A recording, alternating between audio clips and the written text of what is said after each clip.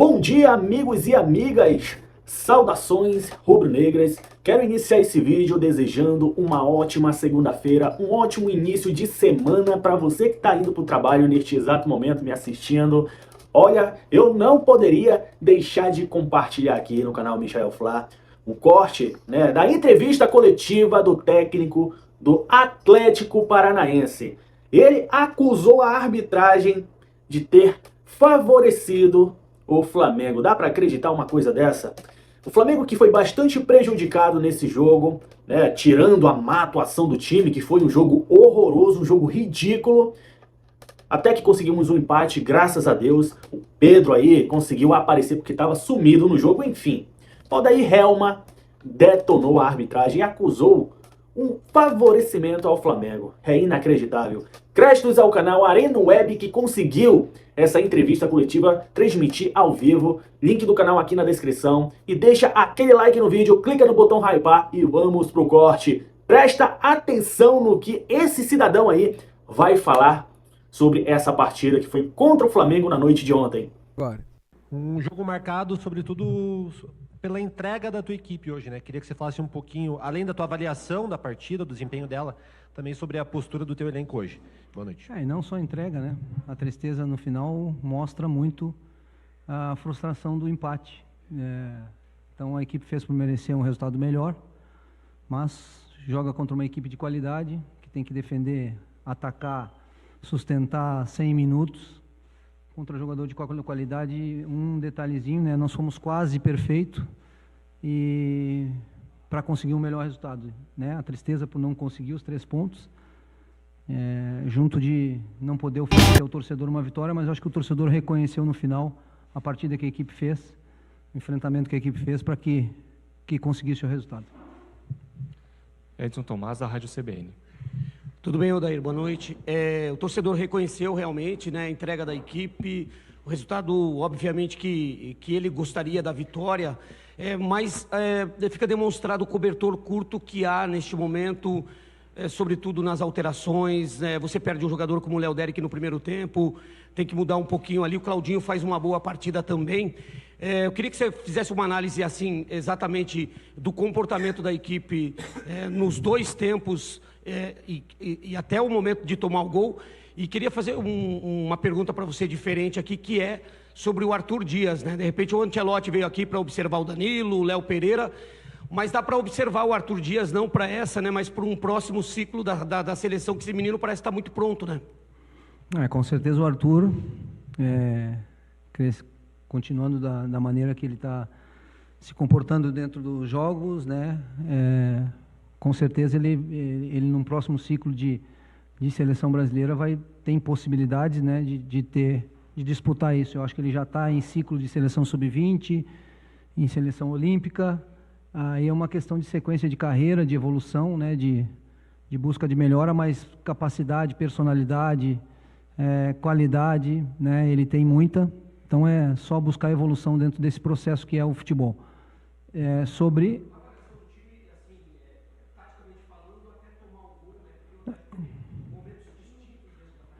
eu acho que a equipe se comportou muito bem. Eu acho que se você olhar os jogos do Flamengo contra vários outros adversários, o Flamengo é um time que tem a posse de bola, que tem uma qualidade, né, de jogo. Não deve ter 10, não sei se não 10 jogadores selecionáveis, né? Tanto que o treinador da seleção brasileira estava aí para ver 5 brasileiros, 5 ou 6. E fora os estrangeiros. Então, você está jogando contra uma seleção de nível técnico, jogadores de nível técnico, e que tem capacidade. Só que a gente teve organização para se defender, e quando se defendeu mais no primeiro tempo do que no segundo, o primeiro tempo deu poucas situações, o Flamengo não conseguiu nem chutar a bola de fora da área, nem criar nenhuma situação de perigo. E no segundo tempo, por incrível que pareça, no início do jogo a gente teve duas oportunidades ali, 2 situações, e quando tomou o gol, foi as 2 outras situações que a gente criou e logo em seguida acabou tomando o gol. Porque é aquele detalhe, é uma bola que o velocista pega em profundidade, com o centroavante que entra, se antecipa a marcação, né? O futebol a gente busca a perfeição, mas é muito difícil você atingir a perfeição. E a equipe foi muito consistente em todos os sentidos, teve personalidade, teve imposição, defendeu quando tinha que defender, atacou quando tinha que atacar. Claro que tem sempre coisas a corrigir, a evoluir, mas eu acho que fez um enfrentamento muito bom. E eu tenho a sensação, e respeito quem pensa diferente, que a gente poderia até ter saído com um merecedor de um resultado diferente hoje por tudo que a gente fez. Monique Vilela, Rádio TMC. E antes que vocês me perguntem, eu quero falar sobre a arbitragem. Porque para o Papito é uma delícia dar cartão amarelo. Mas para o Carrascal tem que fazer 65 faltas no jogo para dar um cartão amarelo. Aí logo em seguida, depois, um jogador do nosso time faz uma falta menos do que o Carrascal tinha feito e tomou cartão amarelo. Então, nós tivemos que jogar contra difíceis situações de enfrentamento, que já é o Flamengo, contra critérios que eu fui conversar com o Klein no final do jogo. Qual foi o critério que ele usou? Ele disse, meu critério. Então, meu critério, meu amigo, é subjetivo, semana que vem outro aqui, numa falta dessa pode expulsar, então fica difícil, e aí o treinador ganha cartão amarelo. E o Carrascal fica no campo 90 minutos fazendo falta uma atrás da outra e não é expulso. Odair, boa noite. Depois de um certo tempo você voltou a utilizar o Zapelli como titular. Qual que é a tua ideia inicial de partida, começando com o Zapelli, levando em consideração que você vinha utilizando ora João Cruz, ora Dudu, e o Zapelli ressurgiu nesse momento? Porque hoje a gente tinha que começar o jogo numa estrutura um pouquinho diferente, né? Tirar esse jogo associativo do Flamengo de centro de campo. E o Zapelli é um cara que já jogou com a gente de volante, pode vir a voltar a jogar, lateralizado até, mas a gente precisava de uma estrutura, tanto de bloco médio e médio alto, para que a gente conseguiu muitas vezes pressionar o Flamengo, subir as linhas, pressionar.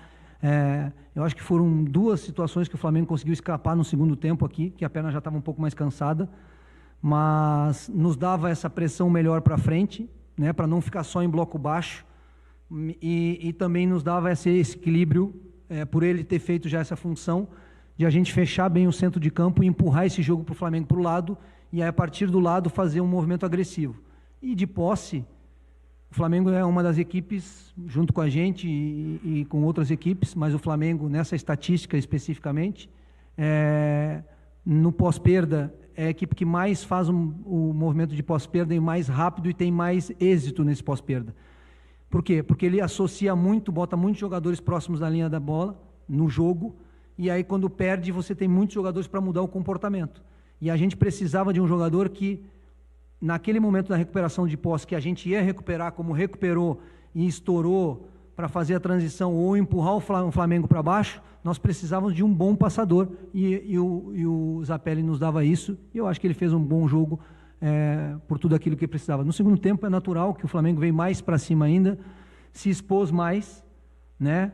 Botou mais jogadores dentro da linha, abriu mais jogadores, e é difícil para um adversário marcar amplitude e centro. Você tem que escolher. Então, mas também ficou vulnerável, e a gente teve a oportunidade nessa vulnerabilidade a gente puxar o contra-ataque e matar o jogo, mas que pena que só somamos um ponto. André Cavalcante, da RPC. Odair, boa noite.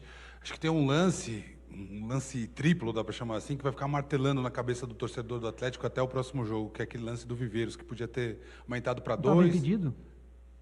Ainda não consegui ver esse lance também. Vou ver depois. Mas a pergunta que eu quero te fazer é a seguinte, até pelo lastro que ele construiu, todo mundo sabe o que ele tem feito, um jogador como o Viveiros é passível também de receber crítica por uma finalização dessa, ou não? Como que você faz a sua abordagem?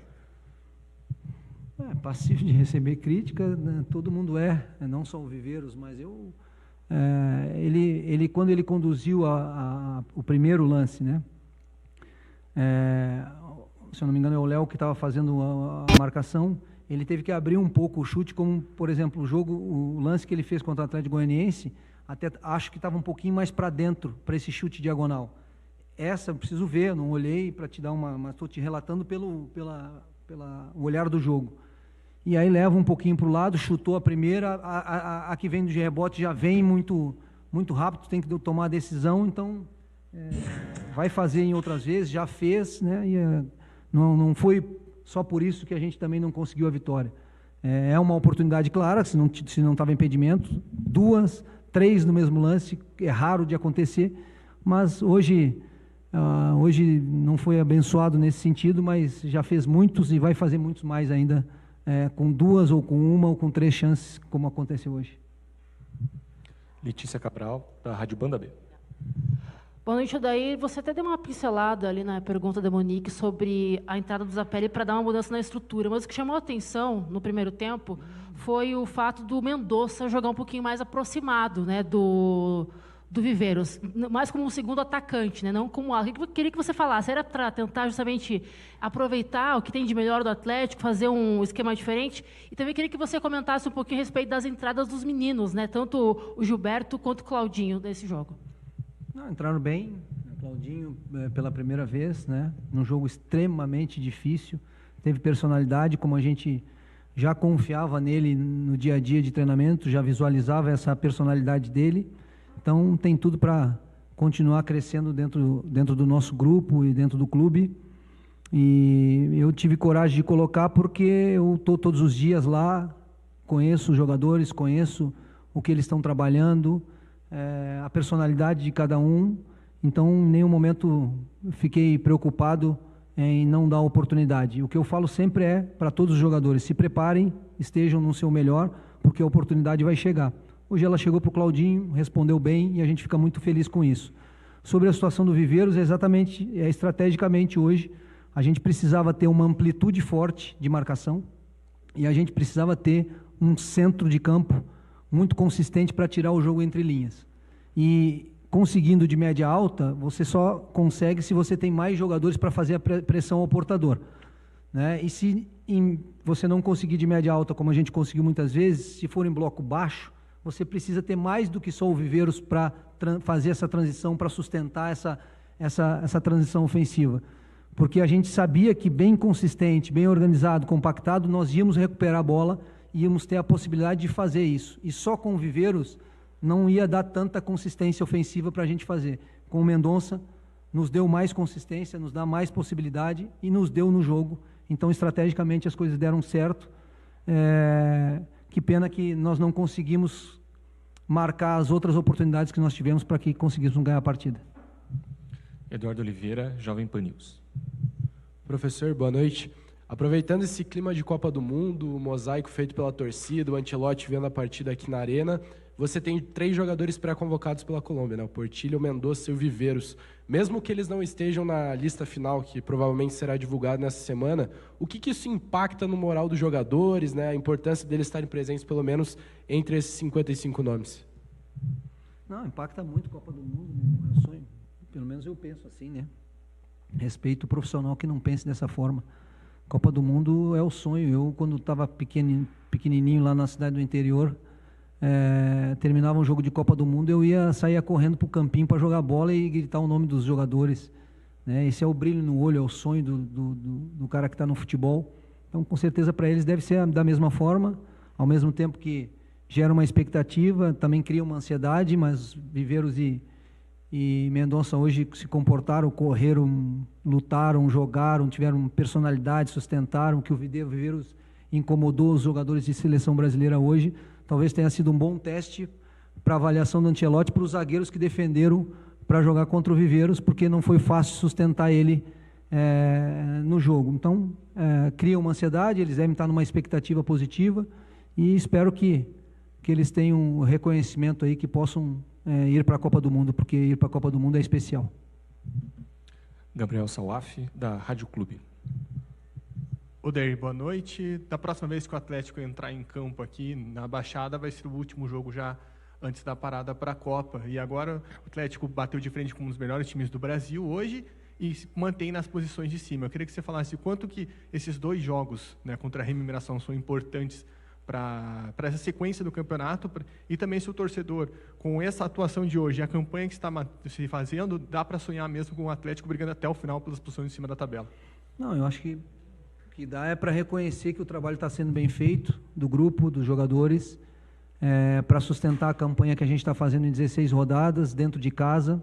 A gente está com algumas dificuldades fora de casa, no início do campeonato não, mas agora sim de manter uma consistência que nem nós estamos tendo dentro de casa, e nós precisamos melhorar nesse aspecto, evoluir nesse aspecto fora de casa, buscar pontos fora de casa, e continuar com essa consistência, com essa força caseira que a gente está tendo, essa sinergia com o torcedor. Então, acho que já mostra uma regularidade, mas futebol brasileiro, campeonato brasileiro, não tem como é que nem jogar um jogo desse hoje, é um segundo que você baixa a cabeça, você toma uma bola nas costas e toma o gol do Flamengo. Então, o campeonato brasileiro não dá para achar que está tudo certo, que está tudo bonito, nós temos que continuar nos 2 próximos jogos buscando pontos, tanto fora de casa quanto dentro de casa, para fechar essa primeira parte, descansar e retomar a volta depois da Copa do Mundo com essa regularidade que, se continuar assim, e nós já mostramos essa capacidade de continuar com essa regularidade de performance e ainda melhorar, e temos margem para melhorar fora de casa, aí sim vamos fazer um campeonato consistente, mas é rodada a rodada, jogo a jogo, 3 pontos a 3 pontos, porque a gente está numa volta, a gente está numa reconstrução, numa recolocação de onde o Atlético nunca deveria ter saído, mas isso tudo gera uma dúvida, gera situações que a gente tem que estar sempre com muita humildade para continuar tendo essa campanha que a gente está tendo. Vincenzo Dalicani, da Tretes. Beleza, Odair, boa noite. Até para bater um pouquinho mais nessa tecla também, hoje você tem que usar o Gilberto, você tem que estrear o Claudinho, o Gilberto até vai bem no jogo, mas acaba tomando a bola nas costas que gera o gol, e enfim, o Felipinho tem que voltar a ser utilizado por necessidade e algumas outras questões. O que você imagina de teto para esse time antes da janela de transferências que vem pós-Copa do Mundo? Com esse elenco, até onde o Atlético pode chegar? E se me permite uma segunda, falou sobre o Zapelli, mas até para avançar nisso, o Zapelli no entrelinha em alguns momentos. Até tem o primeiro lance do segundo tempo, é um passe do Esquivel, com o Zapelli no entrelinha pressionar o Viveiros. Você vê o Zapelli, como citou anteriormente, mais como esse volante, ou é o cara desse entrelinha para jogar entre as 2 linhas de defesa do adversário? Obrigado. Eu acredito no Zapelli entre linhas, né? Com alguns acréscimos de movimentos para um meio atacante que ele precisa colocar dentro do jogo dele, que é movimento para dentro da área, movimento de agredir profundidade, né? Esperar um pouco mais a bola nesse entrelinhas, porque ele tem essa capacidade de giro e achar uma tabela, um passe, finalização. Então, acho que é acrescentar para o entrelinhas, para ser esse meio atacante, ou acrescentar esses movimentos de entrar na área, de fazer esses movimentos, esperar um pouquinho mais. Pelo que ele fez ano passado de volante, isso gera uma confiança para o jogador. Então, claro que ele está se sentindo confortável e confiante jogar naquela função vindo de trás. Mas eu acredito nele nas 2 funções. Eu acho que ele tem características, né, acrescentando isso para melhorar no entrelinhas como um meio atacante. Sobre a situação de grupo, a gente tem conversas todos os dias, dentro de um programa e, né, uma visão que a gente tem sobre o todo, e o Atlético Paranaense, como clube grande que está sempre atento a essas situações, para que a gente possa fazer, quando puder, dentro das condições que o clube tem, acréscimos de qualidade, acréscimos de jogadores importantes, para que dê também mais força ainda a este grupo que já está respondendo de uma forma muito positiva, jovens, jogadores que estão recebendo a primeira oportunidade. Então, agregar qualidade é sempre importante, principalmente neste campeonato. Mas a gente está preparado para isso e, com certeza, se tudo der certo, a gente vai fazer bons movimentos para acrescentar esse grupo de respeito que a gente tem aqui e que está dando boa resposta. Agora eu quero saber da tua opinião. Não dá nem para acreditar que esse treinador falou isso, né? Dizendo que o Flamengo foi beneficiado pela arbitragem. Praticamente disse isso. Porra, o Flamengo até postou em suas redes sociais como ficou a canela ali do Lucas Paquetá. Tiraram o sangue da canela do cara.